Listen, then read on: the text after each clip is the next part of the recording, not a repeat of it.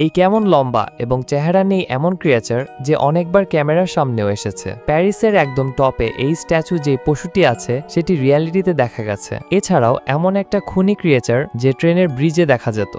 আজকের এই ভিডিওতে আমি এই সব ক্রিয়েচারদের দেখাবো যারা আসলে কারোর না কারোর সামনে একবার হলেও এসেছে। আপনাদের একটি ছোট্ট সাবস্ক্রাইব আমাকে অনেক উৎসাহিত করে আরো ইন্টারেস্টিং ভিডিও বানাতে। চলুন তাহলে ভিডিওটা শুরু করা যাক।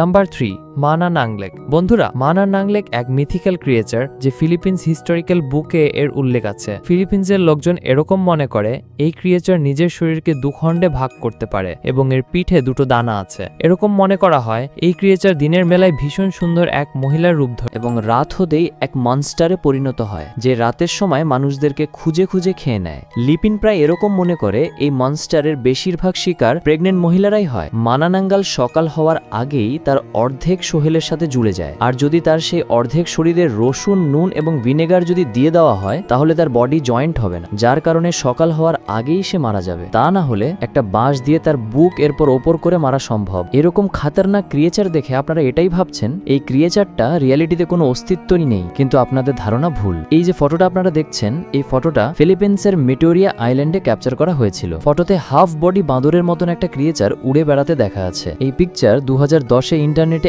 এতটা ভাইরাল হয়েছিল আর ফিলিপিন্সরা একে মানা নাঙ্গাল ভাবতে শুরু করে। Number 2, pope like monster. আজ থেকে প্রায় 70 থেকে 80 বছর আগে ইউএস এর ফ্যান্টাস্টিক একজন ছাগল মানুষকে দেখার কথা বলে। তাদের কথা অনুযায়ী এই ক্রিয়েচারকে বেশিরভাগ সময় একটা ট্রেনের ব্রিজের নিচে দেখা গেছে। এই মনস্টার 6 থেকে 7 ফুট লম্বা, মানুষ এবং ছাগলের হাইব্রিড দেখে মনে হয়। লোকালদের কথা অনুযায়ী এই মনস্টার শুধু ভয়ঙ্কর নয়, মানুষকে হিপনোটাইজ করে এবং যার ফলে তারা ট্রেনের সামনে এসে সুইসাইড করে। 1940 খ্রিস্টাব্দ থেকে 1970 খ্রিস্টাব্দের মধ্যে অনেক লোকই ব্রিজের নিচে ডেড বডি পাওয়া গেছে, আর এই সব মৃত্যুর কারণ পোপ লাইক মনস্টারের কারণেই ধরা হয়। বেশি দিনের কথা নয়, প্রায় 20 বছর আগে একজন ব্যক্তি এই মনস্টারের ফটো তুলেছিল এবং যেটা ইন্টারনেটে ভীষণ ভাইরাল হয়েছিল। এই সময় আপনারা যে ফটোটা দেখতে পাচ্ছেন, এখানে এটা মনে করা হয়েছিল যেখানে মনস্টার দাঁড়িয়ে রয়েছে। ফটোটা ভীষণ মিস্টিরিয়াস ছিল। কিছু লোক এটা বিশ্বাস করেছিল, কিছু লোক এটা বিশ্বাস করেনি। এতে আপনাদের কি রায় আছে আমাকে কমেন্টে বলুন। নাম্বার 1, গারগোয়েলস। এ এক এমন ক্রিয়েচার যে সামনে এসেছিল অ্যানশিয়েন্ট পিরিয়ডের সময়। পুরনো সময়ে কেল্লা থেকে বৃষ্টির জল বের করার জন্য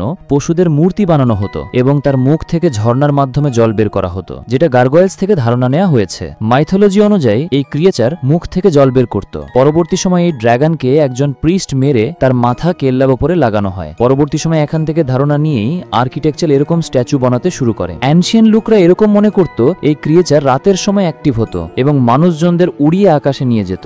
2019-এর কথা, যখন একটা কাপল কার ড্রাইভ করতে একটা রোডের ওপর থেকে যায়, তখনই তারা নোটিস করে এটা গাছের ওপর একটা অদ্ভুত ক্রিয়েচার বসে আছে। এই ভিডিওটাও ওই মিস্টিরিয়াস ক্রিয়েচারের, কিন্তু পরবর্তী সময়ে এটা জানা যায় এই ভিডিও সিজি এর মাধ্যমে বানানো হয়েছিল।